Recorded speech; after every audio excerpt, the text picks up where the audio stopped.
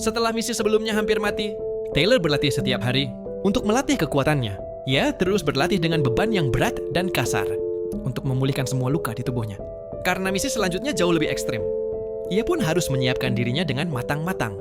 Di malam harinya, ia bertemu dengan seorang petugas penjara. Petugas berkata bahwa waktu ia hanya 5 menit, Taylor dengan cepat bergerak mengikuti tanda yang telah dibikin si penjaga.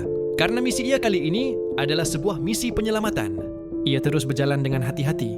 Saat ia tiba di depan targetnya, yaitu seorang istri dan 2 anak dari gangster Georgia yang terjebak di dalam penjara. Wanita itu membangunkan anak-anaknya. Karena waktu ia tidak banyak, mereka harus dengan cepat keluar. Sebelum para penjaga lain mengetahuinya, saat ia keluar dari sel, tiba-tiba anak perempuan itu dengan tidak sengaja menjatuhkan mainan bebeknya. Sontak hal itu membuat ketua gangster itu terbangun, dan kerusuhan dalam penjara pun memicu keributan, yang mengakibatkan para penjaga lain mengetahui aksinya. Merasa bahaya, ia terus menelusuri lorong. Namun para penjaga sudah siaga di setiap pintu keluar. Saat Taylor membuka pintu, tiba-tiba mereka masuk ke ruang para tahanan. Sontak hal itu pun membuat keributan, hingga Taylor harus menaruh peledak di pintu untuk membobolnya. Saat ledak terjadi, mereka bergegas pergi, menelusuri terowongan. Namun ketika ia memasukkan anak-anak ke atas, tiba-tiba bos gangster itu menyerang Tyler.